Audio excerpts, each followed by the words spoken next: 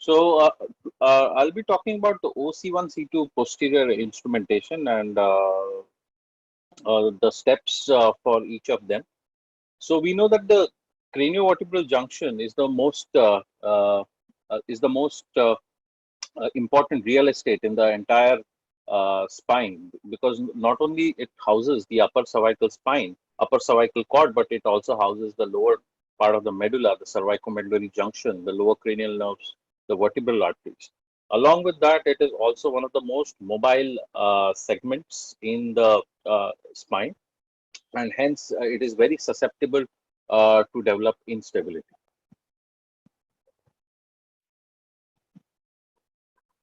So the indications are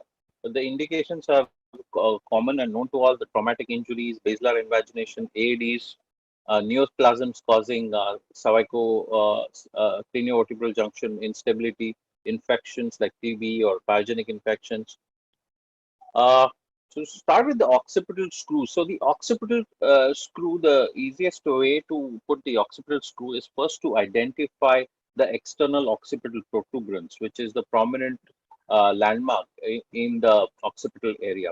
So once you identify the external occipital protuberance, it's important that the screw placement is not done cranial to that, because you have large dural venous sinuses and it can cause torrential bleeding. Placement of a bicortical screw. So the placement of the occipital screw is inferior to the external occipital protuberance along the occipital keel, which is the thickest piece of the occipital bone. And the screw tip is usually very blunt. We usually start with a handheld drill of starting with 6 to 8 mm, and then gradually increase by 2 mm till till we achieve a bicortical trajectory. For C1, the important thing is to note the three things. One is the transverse atlantal ligament, which is important as far as stability is concerned. It is attached to the medial end of the medial tubercle of the C1 lateral mass.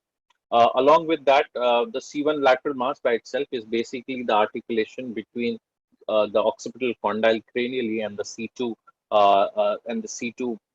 superior articular process inferiorly. The third important structure is the vertebral artery, which exits from the transverse foramen and then makes a kind of a U-turn around the posterior end of the lateral mass along the upper border of the posterior C1 arch, and then moves anteriorly and medially to enter into the dura.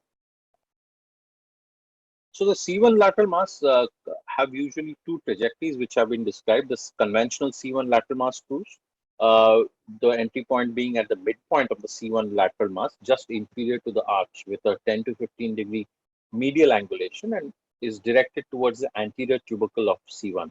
The C1 palm screw, or the posterior arch lateral mass screw, sometimes also called as a C1 pedicle screw, is actually a screw which is placed in the posterior arch of C1 with a 10 to 15 degree angulation. This screw trajectory does not have a cranial trajectory, has a much more flatter trajectory.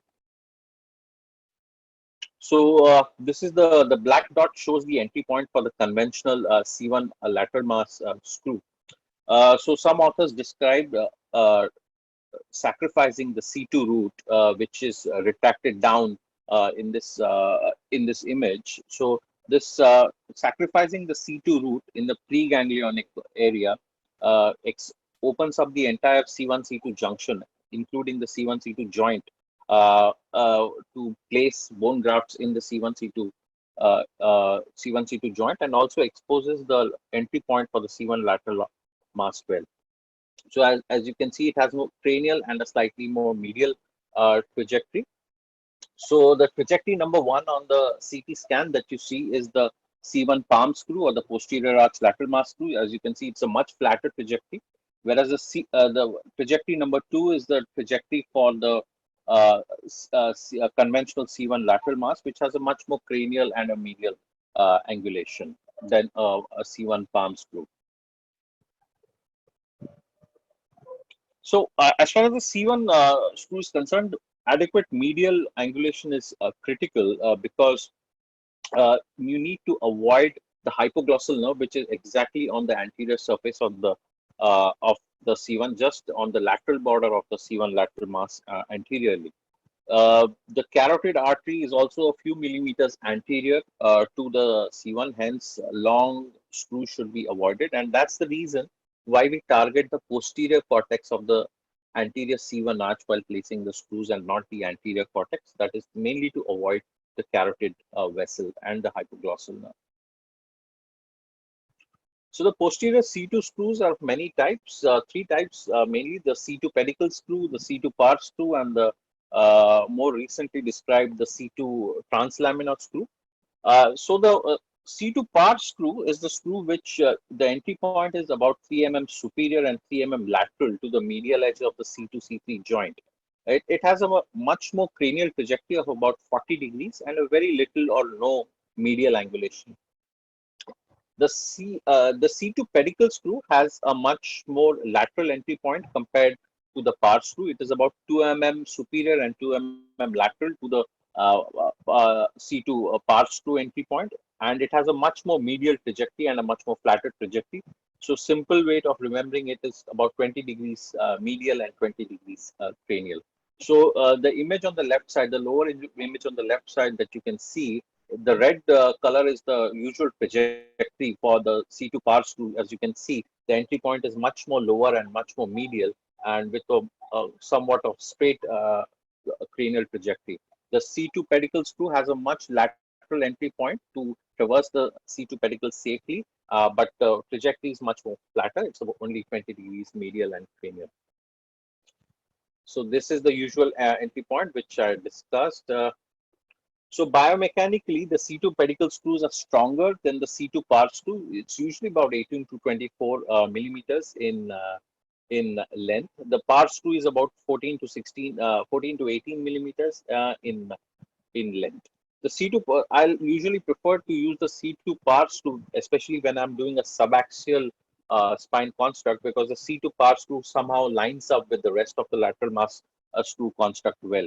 However, if I'm doing only a C1, C2 fixation, then I usually prefer a C2 pedicle screw because that again lines up slightly better with the C1 lateral mass screw. Now, the C1 transarticular screws is basically a very long C2 par screw. So the entry point is exactly the same as the C2 par screw, about 3 mm superior and 3 mm lateral to the medial edge of the C2-3 joint. The trajectory, the cranial trajectory is towards the posterior cortex of the C1 anterior tubercle. So you can see in the next picture. So that's the posterior cortex of the C1 anterior tubercle. As you can see, it traverses through the four cortical surfaces, including the C1, C2 joint. And not surprisingly, this is biomechanically the strongest construct. However, you should remember that about 20% of cases, it's not possible to do a C1, C2 transarticular screw fixation for the simple reason is that the vertebral artery can be high riding. In those cases, and it's difficult to safely place a transarticular screw. The safest and the easiest screw to place in the C2 is the translaminar screw described by Wright in 2003. And this is basically the screw which is placed inside the lamina. As you can see, the entry point is in the spino-laminar junction. The entry points are selected in such a way that the screws crisscross to the opposite side. The direction is towards the opposite side facet joint of C2. One screw is usually cranial and the other screw is usually the entry point is more inferior. So I'll show a couple of cases where we have used all these different kind of instrumentation. And so you see this boy here uh, who had a pathological fracture, 4-year-old boy, pathological fracture of C2. You can see atlantoaxial instability on the flexion extension X-rays. So we studied the C1, C2 lateral mass and the vertebral artery, and we thought we could safely do a C1, C2 transarticular screw. This was actually a rare case of a C2 Langerhans cell histiocytosis. This 1.5-year scan. You can see that the C2 vertebral body and the odontoid is completely reformed, and on flexion extension there is no residual instability. So this is a 28-year-old lady with spastic quadriparesis, and you can see. So this patient had a mass which was arising from the lower end of the clivus, causing direct compression of the medulla and of the pons and the upper cervical cord. Now, uh, this is a classical case of a chordoma of the craniovertebral junction of the lower clivus involving the craniovertebral junction.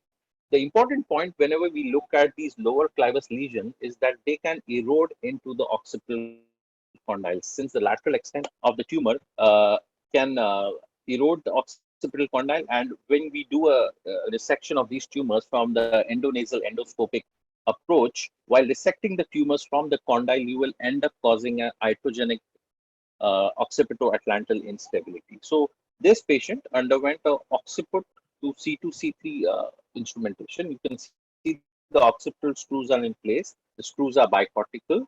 This is a C2 pedicle screw, which is inside the C2 vertebral body. We usually prefer to go long in these cases because these patients will end up receiving radiotherapy following the excision of the tumor, and there is no chance for bony fusion. So to achieve a good biomechanically strong construct, we usually prefer to go long in these cases.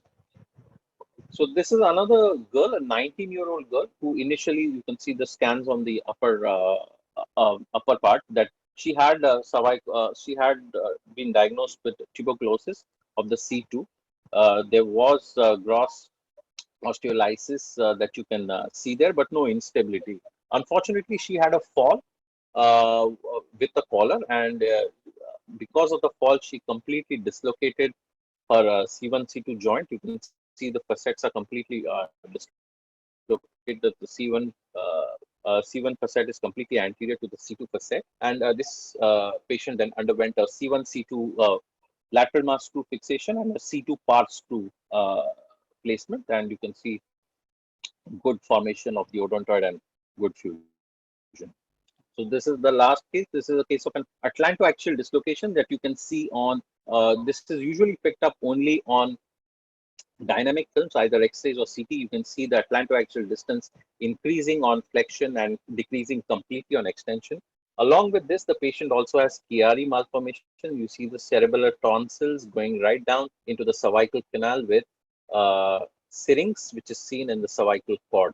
So this patient then consequently underwent a foramen magnum decompression along with a occiput to C2 instrumentation. This C2 instrumentation was placement of the C2 translaminar screw. You can see the screws crisscrossing to the opposite sides.